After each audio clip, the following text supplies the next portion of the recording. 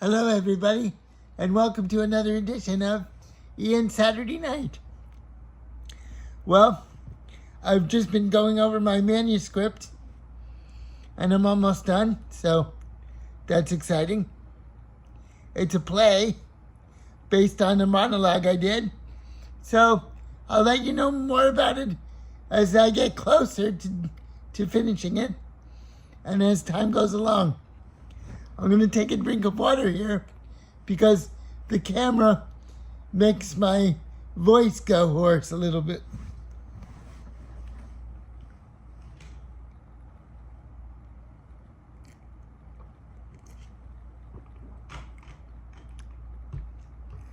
So that's what I've been doing. I've been writing a lot and keeping that going.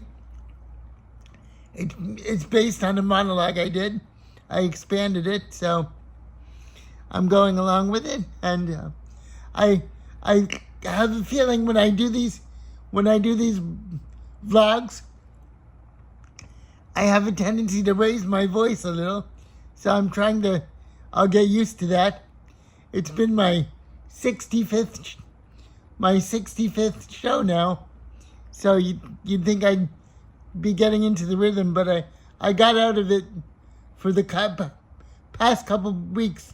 I've been writing a lot, so things have been going okay. I'm living the bachelor life, and things are okay. I'm not jumping for joy. But I'm still alive. And last year, it was a bit of a little bit of a big whammy, in addition to the dissolution of a relationship I had. Also a big whammy was I had my best friend my close friend from my college days died, and he had cerebral palsy just like I had, so we have the same thing, and we were alike in many ways. His name was Chris, and he died of COVID, so that was a bit of a shocker. So, you never know what can happen in life.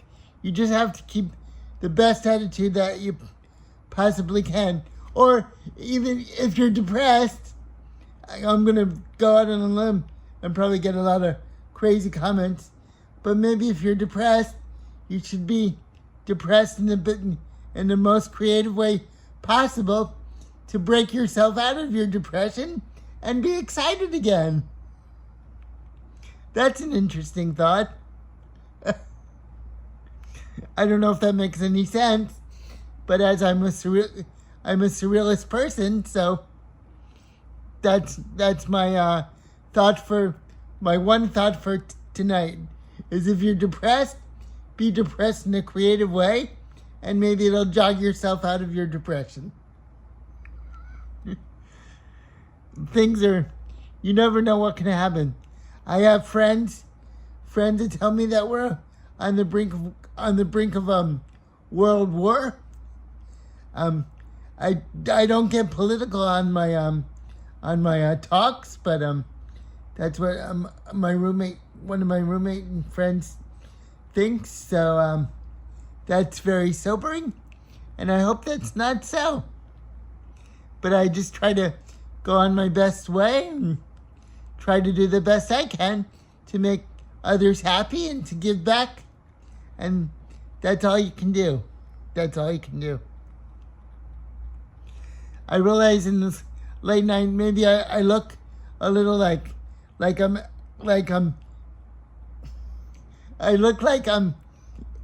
on another different channel or a different universe.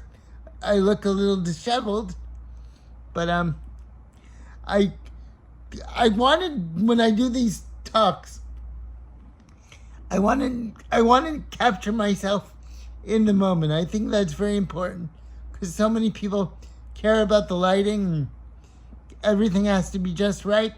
I wanted to just capture the moment and talk to you guys as I am. That's kind of what I do. I'm a very spontaneous person. I think it's kind of foolish to, not that it's foolish, but I kind of think it's silly to plan things out when so many things are planned out and come out different anyway. I just like to capture myself in the moment. It's a running thing on my YouTube channel where I say I'm partly Mr. Rogers and partly a mad scientist, but that's true. So I write short stories and I do a little bit of poetry, but I don't think of myself either way as a writer or a painter. I paint portraits, but I just think I just do what I do.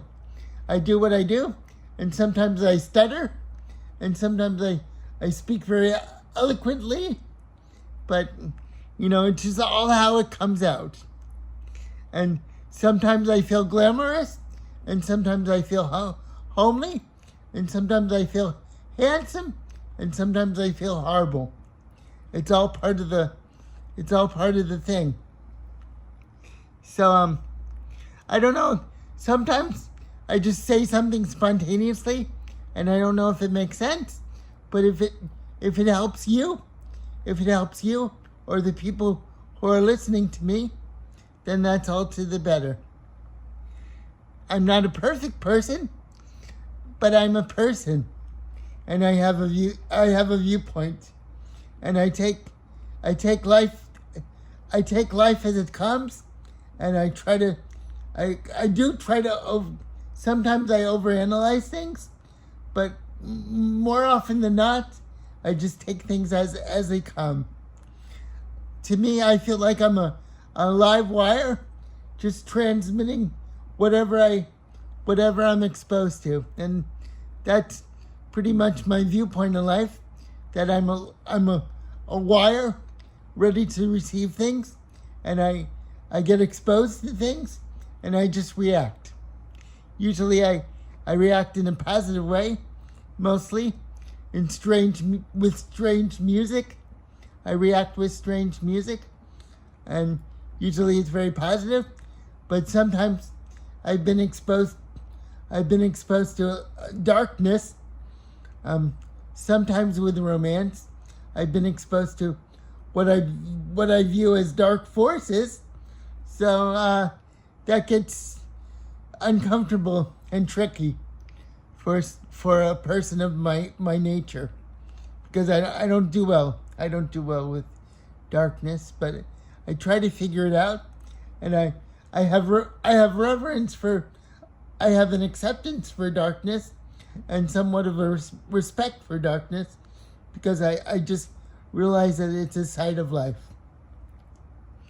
Because we're living creatures on this earth, and we have darkness and light around us, so we have to manage it the best way we can. And I've probably known people, I don't know who they are, so I'm not going to say any names, but I've probably known a lot of people who think they're light when they're actually darkness, or people think that they're full of darkness when they're actually light. So I don't know, I'm just throwing that possibility out there. And I shared my poetry once on one chapter of my show, and hopefully I'll do it again. I just often I don't have it with me that I can read it, but one of these shows, rest assured, I'll be sharing some of my work with you. Maybe you'll get something interesting out of it. I've been told that I'm a surrealist poet, like from the 1920s. Paul Eulard is. A lot of people say I'm like Paul Eulard, but I don't know. The universe tells me what to write, and I transcribe. That's often the way I feel.